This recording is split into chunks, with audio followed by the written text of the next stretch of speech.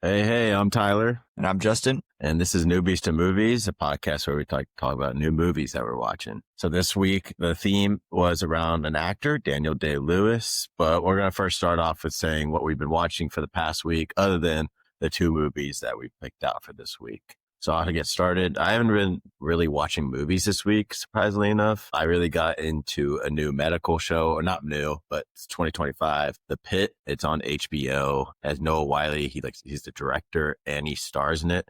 It won the Emmy for Best Drama, and then he also won it for Best Actor in a Drama. Overall, I was really surprised by this. I'm not usually a big medical drama show kind of guy, but it really shocked me how much I liked it. And then from there, it was 16 episodes each hour, ever since 1 hour while in the ER. So it's like acting like a shift. So each episode is a different hour, and it kind of just like builds off of each other. You get really involved with the characters all just through different scenes. And it's also renowned for being like one of the most accurate medical dramas with like the appliances and how they actually operate. So yeah, highly recommend to anybody That's pretty neat out there to try to look into it.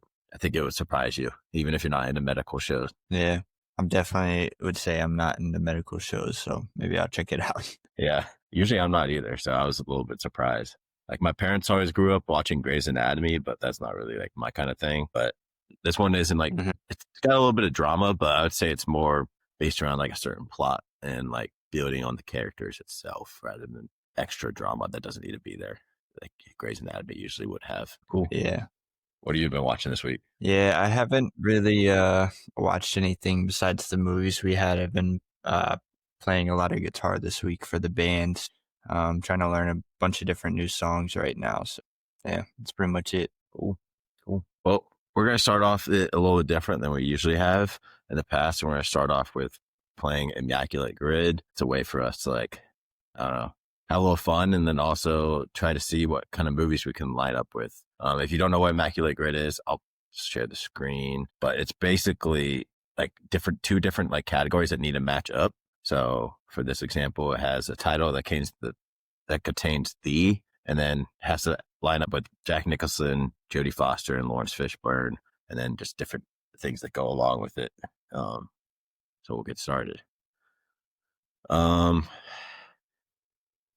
thing off the bat I'm seeing is we have the for Jack Nicholson, but also 2-word title. So maybe we go The Shining for 2-word title if we can think of something else that is there for Jack Nicholson. Yeah, because you got The Departed too. So okay, yep.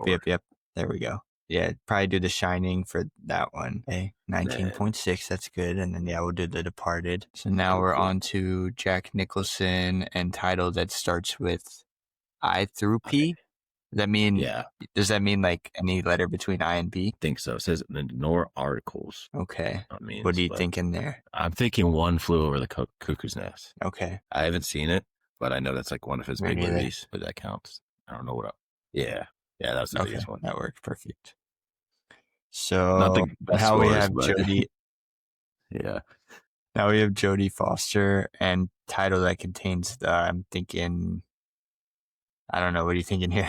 I don't know Jodie Foster. Maybe one I have to come back to because for 2-word title, I know she's in Panic Room. Okay. But that also starts with P, but there's also Inside Man. So it could be either or. I'm going to do Panic Room. Is that the lady that's in Silence of the Lambs? I think so. Is it the Silence of the Lambs or is it just Silence of the Lambs? I think it's just Silence of the Lambs. This one I'm going to go with Inside Man. Okay. It has Denzel Washington. So that's for... Yeah, that's for Jodie Foster and the title that starts with I through P. Yeah. Click that one and type in the Silence of the Lambs. See what happens. Yeah. Ooh. Oh, there we go. Let's try it. Hey. Sick. Lawrence Fishburne. And then Lawrence Fishburne. Jesus Christ. For this. Okay. Oh, yeah. So 2-word title and Lawrence Fishburne. We're going Apocalypse Now. I feel like this one's the easy. Yeah, The Matrix. We're not going for some crazy answers here, but yeah. I feel like title starts with I. Fishburne. I know he's in the John Wick movies. I just can't. Let's go with chapter. Yeah, just take a shot here. Oh, let's go. 9 for 9. Okay, that wasn't too bad. Now we got them all. Maybe we'll try to challenge ourselves. We'll try to go dive deep a little deeper in the future. Yeah, because we did some basic ones for sure. Yeah, cool. We got it though. But they weren't like necessarily easy categories. Like how many people have titles that start with I through P? Yeah. That one was the hardest You one, in got my to dig opinion. for that.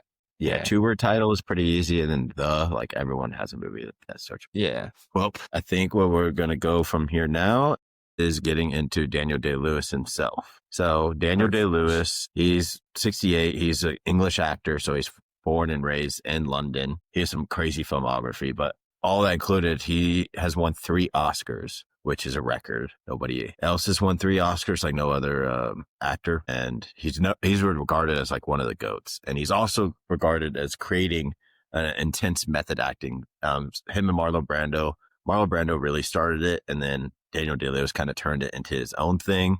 To where each of his movies, he like becomes the character himself within it by like doing actions before, for example, and for one of the movies that we did this week, There Will Be Blood, he lives out in like a Texas in a tent for the entire filming of the set. Like he doesn't live in a hotel or anything like that. He also looked up like how to talk in older English during that day. Like listening to recordings and all that, and then practicing. And My Left Foot, which is his first Oscar win, which is based off around an artist that had cerebral palsy but could only control his left foot. He actually acted like that on and off set. So he like would have people wheelchair him around everywhere and could only use his left foot like while the entire time on set, which I think is also insane. He also went to an institution with disabled people and like became friends with them and to understand their struggles and all that kind of stuff. We did this week because Justin a couple weeks ago was like, I've never seen a Daniel Day-Lewis film, or we did Paul Thomas Anderson. Yeah.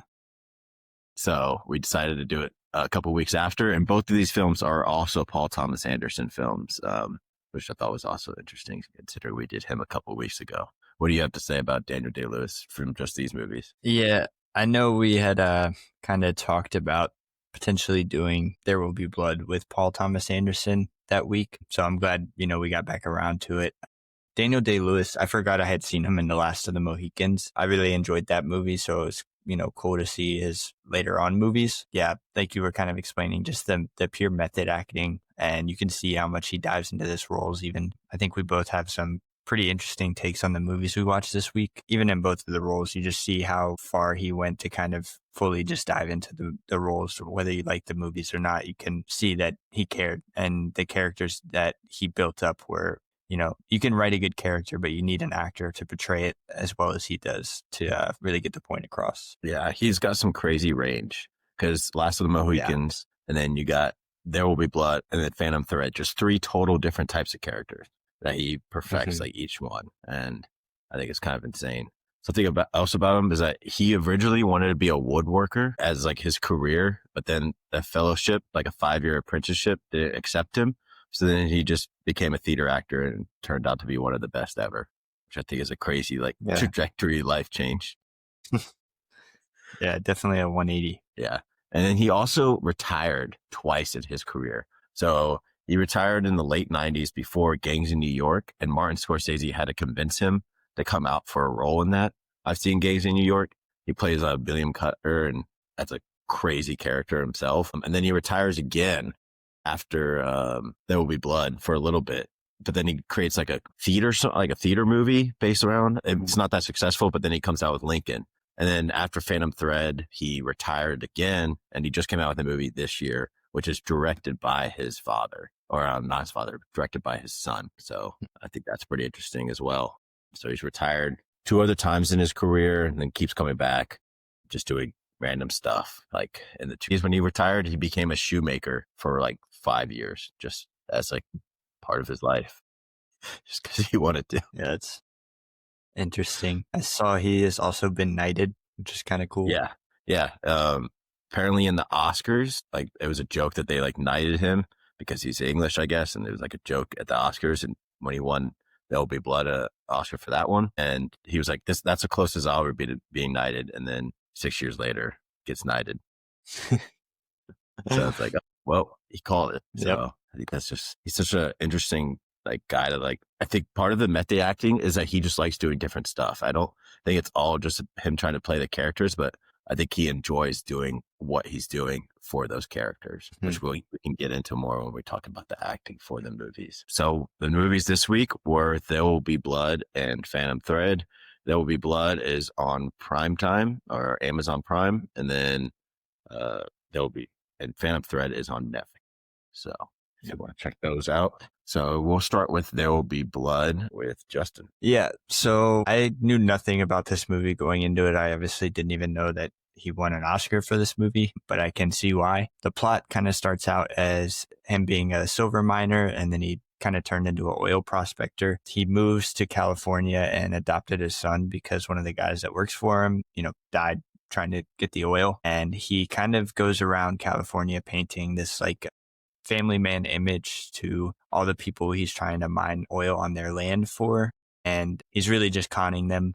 And then he kind of runs into what he finds out is a huge oil field deep underground. And he tricks a family into selling the property to him. He, lives there, mines there, everything like that with the family as well. And then you get Eli Sunday, which is the preacher that lives in the area. He lives on the property as well. And kind of they're going back and forth about, what's right to do. The battle with religion and capitalism is a big theme of this movie. And it's a very, very slow burning feud between the two of them. And both of them are I could see both of them kind of being looked at as villains. But overall, for the plot, I gave it an 8. It's a really, really good story. Yeah, I think the story is awesome. The way it starts off with like the needle drop right to start a movie is like super ambitious. Like usually movies start off a little slower, try to build up the character, but it just starts off with like the needle drop sound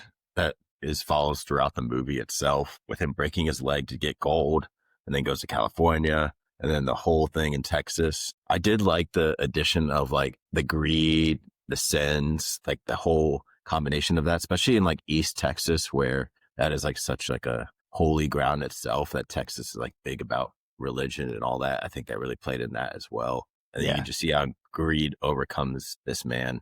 I don't think he was ever like a great person, but you could just see him turning more evil as the more money that he gets and the more success that he gets. Yeah, I think part of me as the viewer wanted to kind of trust him, especially in the beginning of the movie.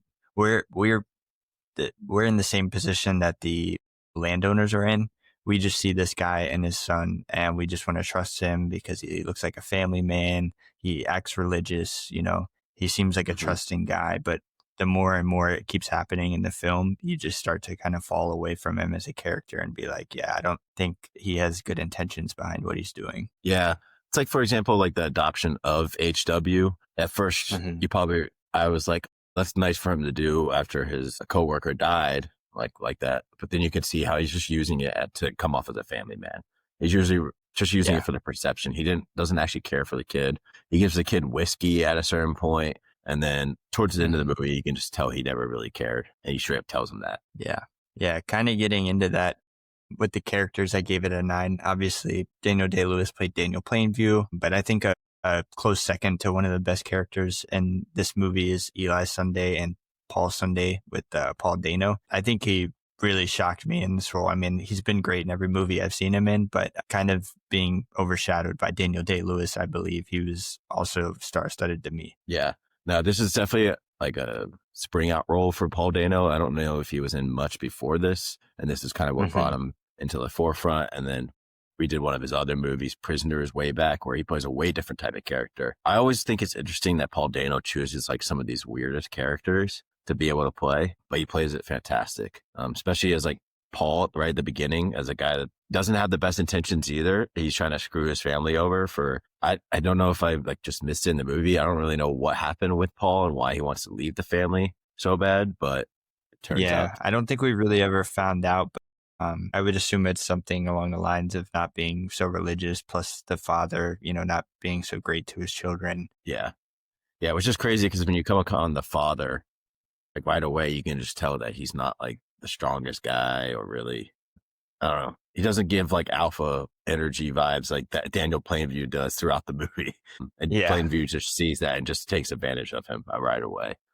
Kind of like a soft guy, I would say, is what he gave off to me at least. But the characters itself, Daniel Plainview, you want to talk about like, we can get into acting, but like becoming a character. Like this is like one of the most like outstanding performances I think I've ever seen in a movie. Just some like, you didn't notice that was Day-Lewis. That was Daniel Plainview. Like a lot of these movies, like we talk about the actors, like in these role characters. But when I think about this movie, I think of Daniel Plainview, not like some other movies where you think about the actor and then the character, if that makes sense. I mean, in this movie too, you see like his character is kind of on a roller coaster ride. You know, you start thinking that maybe he's kind of turning it around. He's coming to his senses and understanding, you know, he should be a better person. And then again, you really just never know what he's thinking. He did a complete 180 and he's right back to his old self. But yeah, Day-Lewis really gave that impression of like, maybe he is changing. I think about the scene where he's getting baptized specifically when I'm talking about that. Yeah. Like he plays it so well to where Daniel Plainview himself is acting in that situation, trying to play the role so he could put the oil pipeline through Bander's yard or acres, which he turns out to just be like, oh no, you can't drill here, but we're fine with you going through it. Little did they know that he was actually draining it the whole time. So I thought that was really interesting as well. Yeah, but then Eli Sunday kind of like, it follows throughout the movie with the beginning of him like just wanting a church. And then you could see even greed overcoming him. And he notices towards the end of the movie. But then you have like the whole ending of the movie that he says, I'm finished. Like Daniel Plainview is just like, I'm finished after killing him.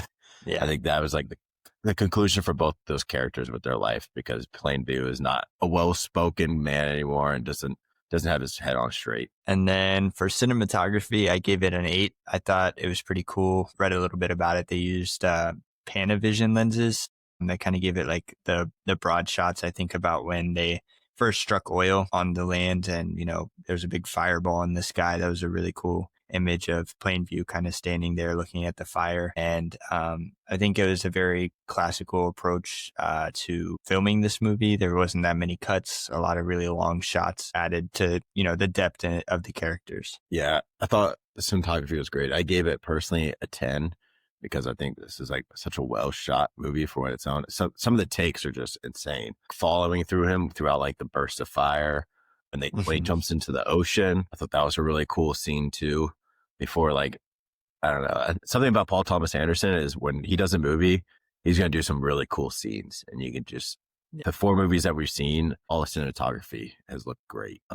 So I think that's just something that he's known for. And he really geeks out about like different imagery. Yeah, no, for sure. And then for the dialogue, I gave it a 9. I usually kind of pick a favorite line from the movie, but I think I would just pick the whole last 30 minutes of the movie, specifically I drink your milkshake exchange, and, you know, where he's kind of forcing Eli Sunday to, you know, say that, you know, he's a false prophet. Everything like that was pretty amazing, really fiery from the characters, and it was just a lot going on. It was awesome. Yeah.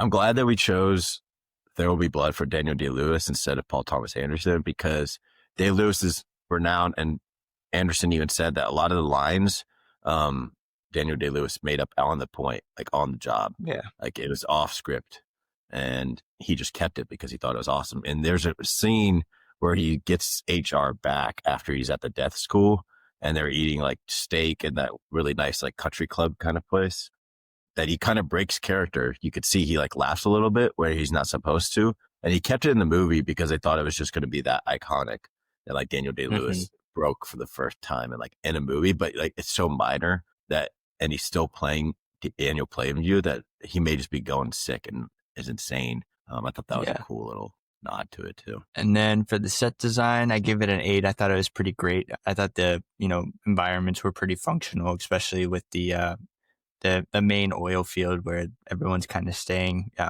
You know where everything is. You're not getting lost or anything like that. And I think it just overall reflects the themes of the movie with ambition and corruption. I think about too with that, you know, when they're going around him and his, what he thinks is his brother, and they're placing stakes, everything like that, kind of gives you the idea of like, I don't remember that religious, ideal back in the day, but just kind of like God wants you to move west and keep going west. Yeah. I thought that was the set design and all of that was really cool. But something interesting is that it was set and it was filmed at the same time as No Country for Old Men, but like literally within like miles of each other. So they're two iconic like West or East Texas or Western Texas movies that were all like shot right next to each other, and they end up competing with each other for the best picture that year, where they'll one battle or No Country for Old Men ended up winning over There Will Be Blood. But I thought that was interesting because you could see how the imagery looks. It's West Texas. It looks exactly like it. And then leads right into the ocean part too, which I thought was really cool. That like some people just forget that there's parts of the ocean that actually connects to Texas, especially in West Texas. Yeah, I thought it was really cool that they shot it all out. Yeah. And then for the acting, I gave it a 10. Obviously, we kind of already talked about that. Day-Lewis really embodied the role. And then I also just put in a shout out to Paul Dano. I think he was a really amazing character in this as well. Two characters, I guess. Yeah. I mean, you look at like the cast for this and it's nothing crazy. Yeah. There's Paul Dano and Daniel Day-Lewis are like the two standout names. The rest of them, I can't tell you where I've seen them in other movies. I think like the side like helper to Plainview, I've seen him in some stuff, but I don't know him by name or anything. So these two just really carry the movie on their shoulders compared to like some other movies by Paul Thomas Anderson that are kind of carried by a star-studded cast. This one doesn't really have a star-studded, and it's kind of just dominated by two people that just really embody their roles. For directing, I gave it an 8. I think Paul Thomas Anderson did really well here, but I did mention that I think sometimes if I had to pick one thing, this movie dragged a little bit in the middle, especially with his whole brother thing. I know that was vital to his character, but I think it went on a little longer than it needed to. But other than that, I think it was a really well-directed movie. Yeah, I think from the ones that I've seen, I think this is his best directed movie by far. So I would say it's like this, and then One Battle After Another is like a close second, with like Boogie Nights a little bit right behind it. I think it's really well done. He adds like a little bit of humor here and there like he does in all of his movies. But I think his direction with it was really well done. But also you got into like the brother part of it. I thought that I didn't feel like it was dragging on. If anything, I wanted a little bit more of it, to where how did he not notice that it wasn't his brother earlier? But to be fair, they haven't seen each other in a while. And it was like that one small thing about his childhood that really just nicked it off for him. And then it just kind of made him end up killing him. But yeah. Yeah, maybe that's my issue with it, is I wish he would have caught on to it sooner. Yeah. Which is weird that I cared about that character because he was kind of an a-hole, you know? But that's what made it so good. I think what PTA was trying to do was, one, he hasn't seen him in a while, but I think Plainview also just wanted someone there that like was related to him, actually backing him up. I think that's why he gets rid of his son in the first place once his brother shows up, because he's like, okay, my son's not actually related to me. This guy is. He'll have my back. And the moment that he realizes that he's not actually, he kind of just crashes at a character and kind of goes insane for a little bit there. Yeah, I think that, but I think also like he wanted his son to be like his next protege. And now that his brother was there, he didn't really need to wait the 10, 15 years for his son to come up. He could have somebody there in case anything did happen to him. Yeah, that's a good point too. And then for soundtrack, I gave it a 10. I thought it was an amazing soundtrack. Kind of like you talked about with the repetition of sounds early on in the movie. I thought it built great suspense and really drove home, small story arcs with the characters. Yeah, every time that I can't even simulate it, but whenever that came on, like you kind of stood up in your chair a little bit and you're like, okay, let me lock in. Yeah. Because like something's happening right here. Yeah, I thought that was really cool. And you can kind of see how he uses this. And then in One Battle After Another, he does a very similar thing with repeated sounds. So I thought that was also interesting to look at, like a newer movie from like probably his best movie. And then for themes, I picked up on a couple here. I gave it a 9.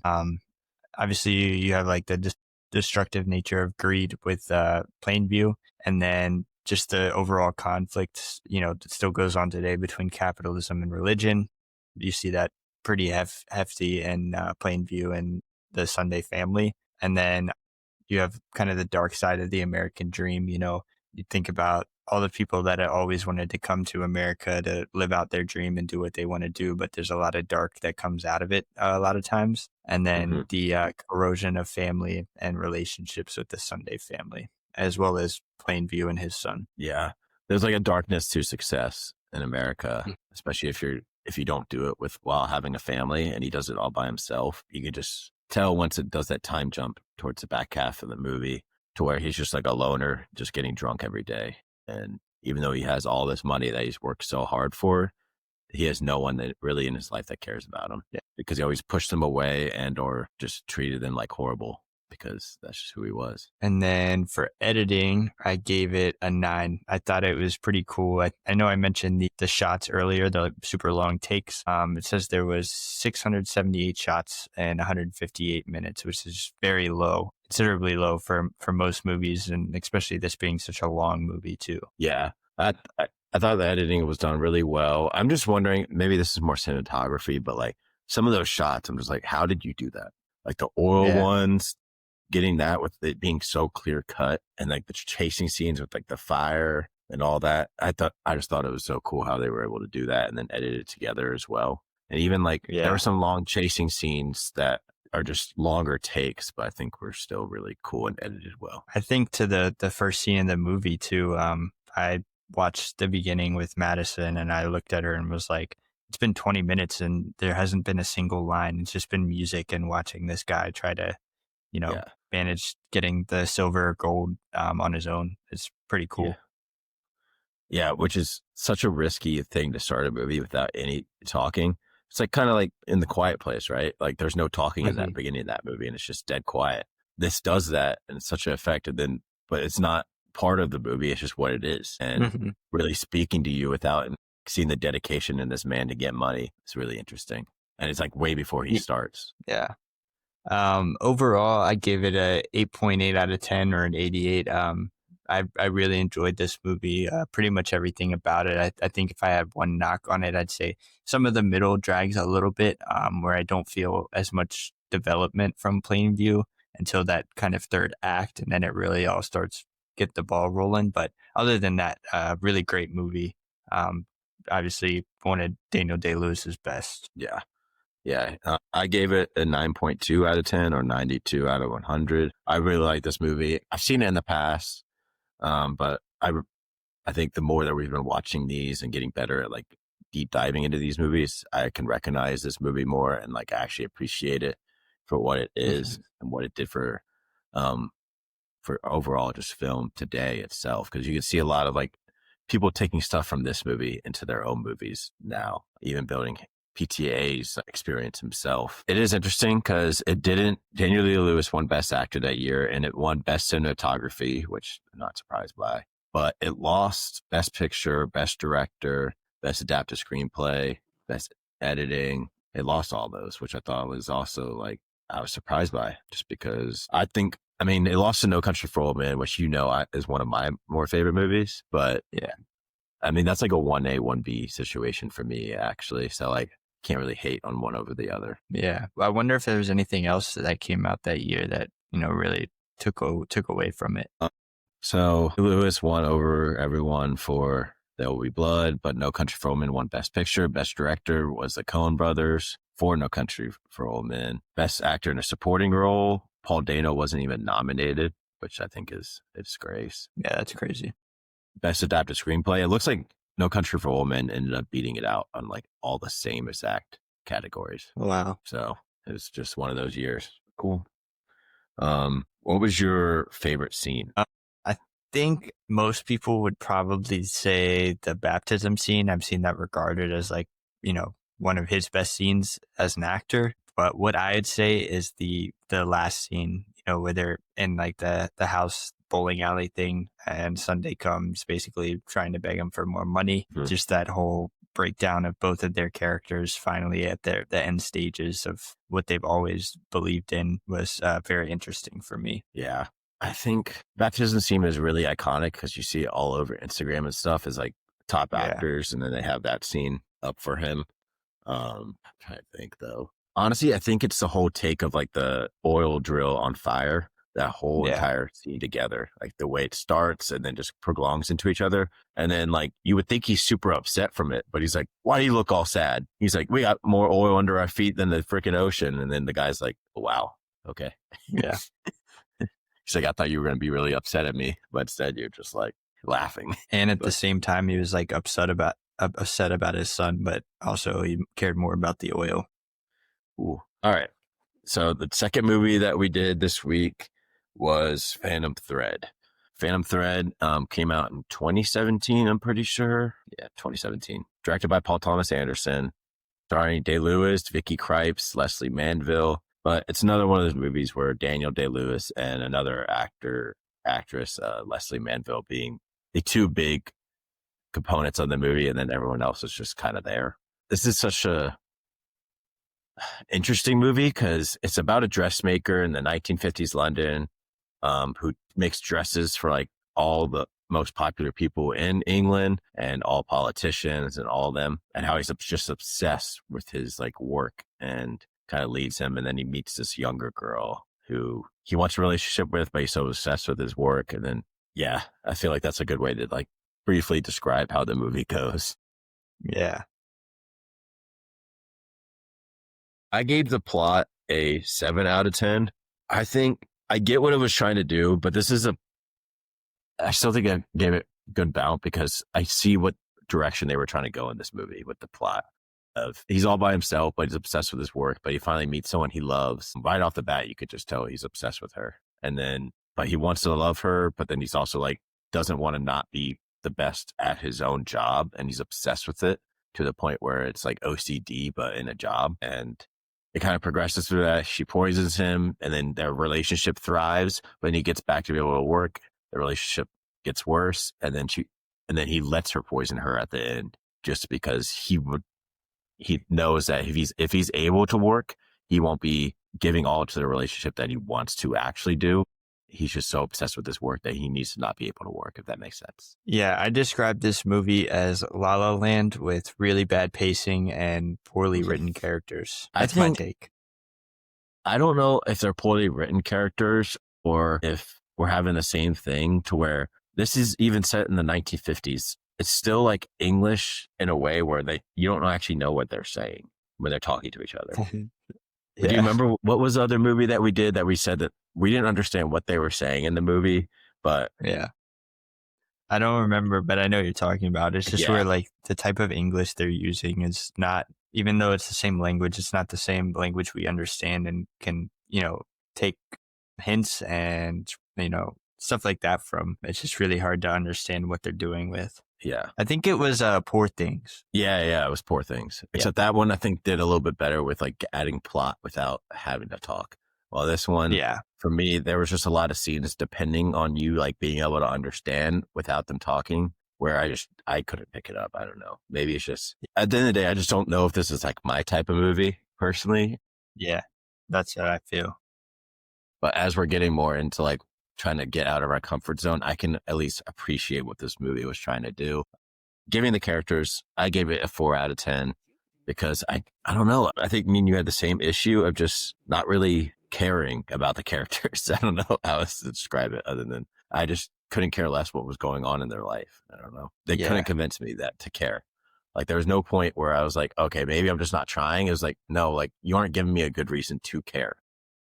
Yeah. I think I texted you about an hour and 20 minutes in of me watching this. And I said, he's an a-hole who all he wants to do is work. And she's the idiot that wants to stay with them. I was like, I don't know. Like, what am I supposed to get out of this? I'm not going anywhere. Yeah. It's such an interesting dynamic because it's such a young woman with like such an older guy. So I think that dynamic is also just weird to me, but it's also 1950s England with like a super wealthy man. So I'm sure that isn't unusual. Getting into cinematography, I will say this is like one of the highlights of the film for me. I thought it was shot beautifully. Mm-hmm. One of the most beautiful films, I would say. You could see like from that, like a royal aspect, even though he isn't royalty, he pretty much is because he's always around royalty. So I gave it a 9 out of 10 because I just thought it was shot beautifully. Again, something Paul Thomas Anderson does is he's going to make the movie look pretty good. Yeah, it did look good as a movie overall, but also I know we'll get into set design, but I think,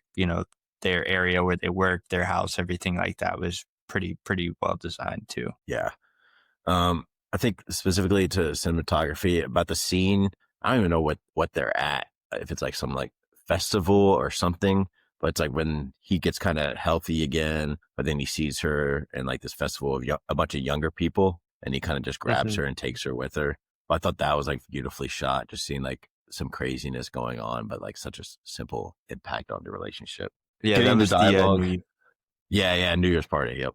I just couldn't remember what it was. Getting into the dialogue, I gave it a 6 out of 10. I understand it's older English, even though it's set in the 50s. I don't know much about Great Britain, but I know even in the 50s, they were still talking like it was older in English compared to what we do now. Just sometimes they would be talking and I'm like, I just don't understand what you're saying. Yeah. What do you think about the dialogue? Yeah, no, I agree. I mean, like we kind of talked about before, it's like, it's really tough because it is almost a different language. So you really have to have, body language, other forms of communication that go into the design of the film to really get points across sometimes with that. And I just did not do it for me. There were scenes where they were staring at each other. I'm like, what's going on? Like, I don't understand what's going through either one of their heads right now. I don't know what these characters are feeling. It wasn't good in that aspect of telling me the story. Yeah. I mean, I think what a lot of people have seen, because I watched or I listened to a podcast about this movie because a lot of people really like this movie, like a lot of critics. I think the critic score is a lot higher than the audience for a reason, because I think this is more of an artsy movie compared to a lot of different ones that we like. So I think a lot of those scenes were building tension with each other without saying anything and like kind of building up romance in between their eyes. And for me, it just didn't work like some romance movies do. It just didn't work for me. Yeah. Now getting into acting, I gave it a 7 out of 10. Talking about Day-Lewis himself, I thought he was great in it, like he usually always is in everything he does. I don't think I've ever seen a movie where I'm like, oh man, that was a bad performance by him. I thought he was great in it. He was a believable guy that did. Apparently, a year prior to this, the movie like filming, he became a dress like connoisseur, and like he actually learned how to make dresses and would be able to replicate like the higher end dresses. And by the end, he like made some himself. So I thought that was also like just going into like how method acting he does. He just embodies the character himself. No, that is pretty cool. I think it's really just him in this movie. It felt like the relationship between the two of them, it felt like they just met throughout the whole movie, even though there was time passing. Like I felt no real chemistry between the two of them. It felt like they were just saying lines out there, and maybe it was more her than him, but I just couldn't grasp onto anything in the relationship and be like, oh, these two like truly care about each other. Yeah. I don't know. Vicky Krieps, who plays like the love interest in this, I don't really know much about her filmography, but I haven't seen her much since. But she is like a British-based actor, so maybe she's just actress, so maybe she's based out of there mainly. But for me, I feel like this is like a good example of a film of just one actor outshining the other one wholeheartedly, and to where it kind of takes away from the movie with how well someone does. What do you think? Yeah. No, I agree. I think kind of what I'm getting at, I guess, is like there's no like real love tension between them. Like I said earlier, like sometimes they're like staring at each other in like a room full of people, and I'm like, am I supposed to feel something that they're feeling? And I just don't at all. Like I don't know what their deal is. Yeah, I feel that. Getting to sound effects, again, something about Paul Thomas Anderson. He's usually going to have a pretty good soundtrack that goes along with the movie pretty well. So I gave it 8 out of 10. I thought it added parts to the movie that I think weren't all there, but I think the soundtrack itself added good parts to the movie. Yeah, the soundtrack definitely like pushed some narratives forward that I was missing out on, I feel like, especially in scenes between those two. Specifically, I think to when, he was ill a couple times in bed, that would drive forward the plot a little bit. But I think the plot overall was just kind of lacking for me, so it pulled from everything else. Yeah, and then getting into set design, I gave it a 10 out of 10. I thought the set design was actually amazing. Yeah. Done really well. It was just beautifully shot. To start off with like the house itself, it's going up like those elegant stairs and then leading into like his room. Just all those different types of shots. It was just one super believable, but also just like really good to look at. Yeah, no, I agree. We kind of go ahead. It kind of had me kept me like distracted because it was that good looking, to where sometimes I just wouldn't be paying attention to what they were saying because I was just like looking at what was all around them. Yeah, I agree. Especially that New Year's Eve scene. It was the costumes from all the people there, everything like that. I thought it was one of the coolest shots of the movie, especially kind of, I guess what you could say is the duality of both their lives. She kind of wanted to go out and live the life she wanted to live, and he was living this really elegant, modernized style of living in his house. And then we go to the New Year's Eve party and we see all this craziness pop up all of a sudden. Yeah. It won best costume design at the Oscars. It's the only award that it won. And it makes sense. I mean, it's a movie about making really elegant dresses. So it makes sense that it wins the best costume design. And then getting into directing, I gave it a 7 out of 10 because I could still see where he was trying to go with this movie. I just think this is one of his lower plot driven, movies. I think overall the movie for me is just fine, but I think plot driven, I think this is one of his weaker ones compared to the other one. Yeah, I agree. I think, he's definitely a director that's not scared to take risk. And not that this was necessarily risky, but I almost feel like this was actually kind of light for him. He just kind of did a basic story rather than, really trying to hit one out of the park, I guess I could say. Mm-hmm. Yeah. I mean, he went after a movie that was set in older England or like mid 1900s England compared to, he's always interested in different times, you could tell with all of his movies. Because There Will Be Blood is interested in the gold rush kind of era, oil era of the early 1900s of the United States. But then Boogie Nights is into like the 80s and 90s by the porn industry. And then One Battle After Another is kind of set in more of like the mid 2000s to late 2010. So each of his movies goes after a different era, it seems like. But I think this one he goes after in such an interesting way, but it doesn't entirely work for me just because the plot isn't all the way there. Getting into editing, I gave it a 6 out of 10. I don't think it was anything crazy. I don't think it was anything crazy bad. Just like nothing to really pinpoint for me that I thought was really well. Yeah, I didn't get anything specifically crazy about it. The one scene where, she's making him food at the end, I thought that was kind of edited together well, panning around the kitchen. But other than that, everything else kind of felt basic. Mm-hmm. Yeah, it seems a little basic, but then also just sometimes it seemed a little bit long when it didn't need to be long. Like a kind of stretch. Theme, I gave it a 5 out of 10 just because I think this is like one of the few movies that we've done to where the theme doesn't really speak to me like really loudly. And we could pull out some to where one of them is like the addiction to work and how it affects your relationships. But I don't think that's like really what he's going after in this movie. I truly don't know what PTA was going after in this movie within the theme. And maybe that's just my inexperience of watching these type of movies. But what do you think? No, I 100% agree. Like this movie definitely was not made for me. And, it might seem like I'm shitting on it, but it's just not going to grab onto me as a viewer. I think it's made for a different person. And so, I had a hard time picking up any real themes from this, but I was missing a lot from this movie, and maybe upon a rewatch, I'll pick up on more things. But yeah, I feel like I may want to watch it with like somebody that really raves about this movie, so I could actually understand where I'm missing. Because I have a feeling listening to all these like top end people that give like a lot of like recognized movies really a lot of attention, and that they say this is like one of their favorite movies, I feel like I'm missing something in it. Yeah. It's all perspective too. I mean, they might be into more movies that are similar to this too, right? And they've picked up things in other movies and they're picking up the same here. This just isn't my kind of style of movie, I think. And that's why it fell for me. Yeah. No, I definitely feel that. Overall, I gave it a 7.1 out of 10 or 71 out of 100. Not the lowest ranked that we've done here, but definitely a little bit lower than the other PTA movies that we've done. Because I know One Battle After Another and Boogie Nights we ranked pretty high, and then There Will Be Blood we both ranked pretty high. So. Yikes, dude. I gave it a 5.2.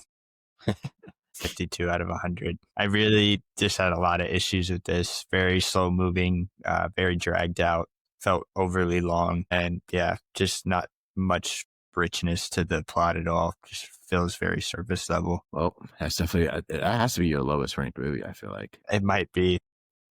Yeah. I think we may be getting pickier and pickier as the weeks go by. I can just tell that we are a little bit. We have to. We can't rank everything the same. Yeah. I think overall about this movie, if I had to pick out my favorite scene, it would be the ending, just because I think a lot of the movie was missing a lot of like drive in the plot, but the end of the movie, at least I got something out of it to where I was like, okay, like he ends up being fine with him getting poisoned because he just wants to be with her rather than working because he feels like he needs to when he's like good. Like the best part of the relationship when he was ill. Like take a vacation or something, my guy. Oh my God, it's so stupid. Yeah, I don't know. I just don't think he's one of those people that could take vacations, obviously, because he never did or never did anything like that. He had like a controlling factor over her too. Once she started to become a little bit more independent, he started treating the relationship a lot worse. And the bickering started once she became less of like just like a side person. I don't know if that makes sense. Maybe the critics like this because they're just like him. They work all the time and hate their lives. Maybe. Yeah. Awesome. Cool. So, yep, that was our things for this week was Daniel Day-Lewis overall. I want to watch more of his movies now. I haven't seen Last of the Mohicans. I think I want to watch it like tonight because it looks really interesting. I think you should check out Gangs of New York just for the fact of like him in that movie, and Leo's in that movie too, DiCaprio. Yeah. And Liam Neeson. I think the plot itself has some holes in it, but I think the acting in the movie is awesome. And it's kind of like one of those movies that just kind of rocks because it's about old New York and the gangs there. Yeah. Check it out. How we're going to end this episode is that we're going to do a thing called Keep 4, Cut 4. Sure a bunch of people have heard of it on like Instagram or TikTok, where we're going to say 8 movies, but we're going to do it like in order. And then you have to say keep or cut. And by the end, you'll have keep 4 or cut 4. And you kind of just like, I don't know, it's just like something a little bit fun to do. Cool. You want me to go first? You mean like I say for you first? No, like I say for you first. Okay, I'll do that. Okay. All right. So the first movie that you have to either keep or cut is Back to the Future 2. Jeez. 2? Yep. I'm cutting. First one's better. Really? I think the second one's the best. Third one's by far the lowest one, but yeah. Okay. Second one, Star Wars 5, Empire Strikes Back. Yeah, I'm keeping that. That might be my favorite Star Wars movie. Either that or Revenge of the Sith. So yeah. It's the best one. Empire Strikes Back is the best one. I don't know. I can't think. Return of the Jedi, I think maybe my second favorite. Yeah. A lot of people hate on that one. Yeah. Force Awakens is actually really good, and it could have been really good for them. And then the other two are just so horrible though. But yeah, it falls down the hill fast. I'm not getting into it either because we'll be here all day. So somehow Palpatine returned. Oh, shut up. One of the best written lines of all time right there. Holy shit. All right. Number 3, The Terminator. You've seen this, right? Yeah, I've seen it many times. But honestly, kind of mid. Give me cut. I think the second one, Terminator 2, is the best one. Dude, that's Judgment Day, right? Yeah. Yeah, I like that one better. It's where Arnold's actually the good guy. First one, he's a bad guy. All right, number 4, Interstellar. Yeah, keeping Interstellar. I bet you unless all your home run movies are coming up, this is too easy for me. Yeah, we'll see. I got number 5 being 2001, The Space Odyssey. Yeah, I'm keeping that. I love that movie. It's really one of the movies that really got me into like studying film. I did like a 15-page paper on it in cinematography class, and it wasn't even on the movie. It was on the one scene. We had to pick one scene from the movie that we watched. So I wrote 15 pages about how taking over and, killing the astronauts in space. Spoiler alert. Reality is becoming more and more every day about AI. Yeah. Even though I see some funny videos about these robots that they've created that end up breaking themselves. I don't know if you've seen it, but it's like robots like having boxing matches and then they just end up falling and breaking. It's just some of the funniest videos. And we're like, yep, robots are definitely about to take over. What is this, Real Steel? Yeah. It's like, oh, this is how Real Steel would have actually went. All right. Number 6, I'm going to go with The Predator. Yeah, I'm cutting The Predator. I enjoy the movie, but I think it's just a, high school slasher flick disguised as like a war film. Yeah. Each of the, military guys are just like one's like clearly like the cheerleader of the group and is going to die the fastest. Mm-hmm. And it's good. It's good. Don't get me wrong. But I think it was just at the time, the writing wasn't that great. Yeah. I think a lot of people love the Predator franchise, and Predator Badlands, I think, came out this weekend or next weekend. Everyone says it's really good, but I've never been a Predator like follower. Yeah. All right. Number 7, Jurassic Park. This is tough because I enjoyed Jurassic Park, but I feel like you're about to throw me like some crazy number 8. We're talking like the first Jurassic Park, right? Yeah.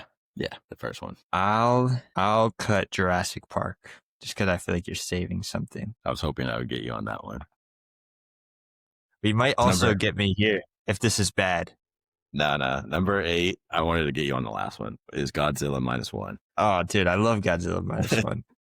I love my list. So I'm going to guess that you did sci-fi movies. Yep.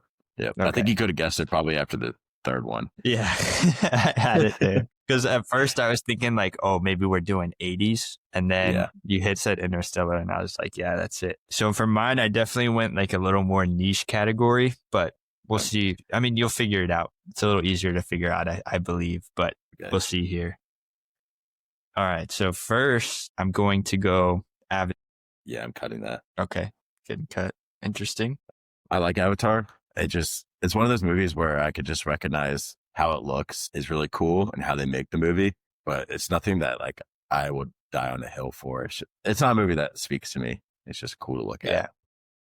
It's like a fast food movie for me, which I hate to put in that category because I think it's better than most blockbuster movies, but it's in that category for me. Yeah. Okay. Then for the next one, I'm going to go Star Wars Rogue One. You are going super niche. Really like, yeah, I'll go with Rogue One for keep. Okay. That's a good keep there. Yeah. It's my third favorite. Yeah. It's my third favorite Star Wars movie. So. Yep. All right. For my third one, I'm going to go Guardians of the Galaxy Part 3. Part 3.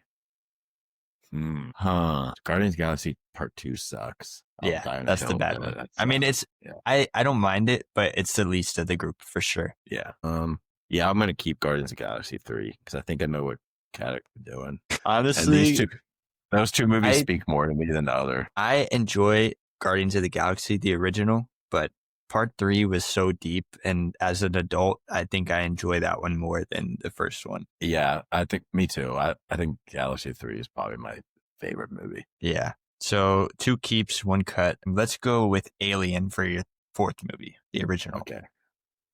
I'm going to cut Alien because I think Aliens is the best one. Okay. Because I'm doing ones that speak to my heart. Rogue One is the best Disney Star Wars thing that they've done, in my opinion. Guardians of the Galaxy 3 is like a top 5 Marvel movie for me and the best Guardians movie. But for the Alien franchise, I think Aliens is like so much a tier above. And I even go with Alien Romulus I like more than Alien, which is probably a hot take. And then, wait, have you seen Andor? Speaking of Rogue One. No, I started watching part of season 1, but dude, they have so many shows. They came out with like 6 shows in the last 4 years. Yeah, no, I know. Andor is by far the best one, in my opinion. I think it does a really great job at portraying that character, but that's neither here nor there. Let's go with number 5, WALL-E. I think WALL-E, I'm going to cut WALL-E. Yeah, that's a fair cut. That's a fair cut at this point in the game. I think for me, WALL-E, we're talking about Pixar movies. It's outside of my top 5. So I feel like, again, it's not a movie that speaks to me. Yeah, I had to fit one in my category here. The next one, I'm going to go Dune. Dune. You haven't seen the Dune movies, right? I haven't, but I know you have. And I just don't know what your last 2 are going to be. Like you could play like a shitty one and then I'd be like, So I didn't really like Dune when I first saw it. And then I rewatched it before watching the second one and I really liked it. I really like the Dune movies. Timothée Chalamet to me is the most unbelievable, is the most like, I don't believe that he would be that guy. That Ismail Gaib. I don't think he's that guy. Like, I don't know. There's nothing about him that changes in the movie other than the way he walks. Yeah. I think Chalamet is great. Don't get me wrong, but like, holy crap in that movie. Does it piss me off that everyone's like, oh my God, what a great actor when like, I think he's not that good in that movie. So I'm hoping. So which one did you like better out of the two? I like Dune 2 more, even though I just said like he didn't change that much. I think Dune 2 was like a better story, more convincing story. Yeah. So I'm going to cut Dune and just hope that these last two aren't the worst ever. I could just dig for like terrible ones, but I'm not going to do that. So I have Star Wars: A New Hope. So you got to keep that one, which obviously classic. And then I was hoping that you would keep the first Dune because I was going to throw a curveball now that you said you like Dune 2 better and give you Dune 2. Yep. Dune 2. Yep. Glad. Yeah, I do. So I yeah, do like not, Dune 2. not a bad list. No, not at all. If I had to swap anything, I'd probably swap New Hope with Alien. But that's just because New Hope, for me, I think it's a great setup movie, but it's just not as good as like some of the other ones. Yeah, more iconic than anything. Yeah, cool. If I had to guess the theme, I mean, other than, of course, just like, space, but other than, I mean, it's all of these are set on one planet. Are all revolved around one planet. Even Alien isn't, though. You haven't seen Alien, though, right? Is it just an alien movie? No, it's not that deep, bro. It's just space. Okay. I was like, you said more niche, and I was like, is it more than just space? Well, mine was more niche than just sci-fi. Yeah. I was like, yeah, most of these are on one planet, except like they actually aren't, but yeah, no, they're all over. There's just space. Yeah, cool. If we do this again, I'm definitely going to find like a super like hard to find thing in common with all of the movies. Yeah. You're just going to be like, what? It's like some like filmographer that was on the set. Yeah, he like actually was on each of these sets and a very minor role. Cool. Yeah, no, we should definitely do this more. It's just fun. Yeah, awesome. Well, this was fun talking about Daniel Day-Lewis, his movies and all that kind of stuff. I think next week, what is the theme next week? Do not remember. Next week's theme is going to be biopics, which I think would be interesting because one just came out with Springsteen, and as well as like biopics is, I don't know what it has been, but the last like, I feel like 10 years, there's just been an insane influx of just biopics, one after the other about people. So it'd be fun to do some next week. But cool. Yeah. Thanks for listening. See ya.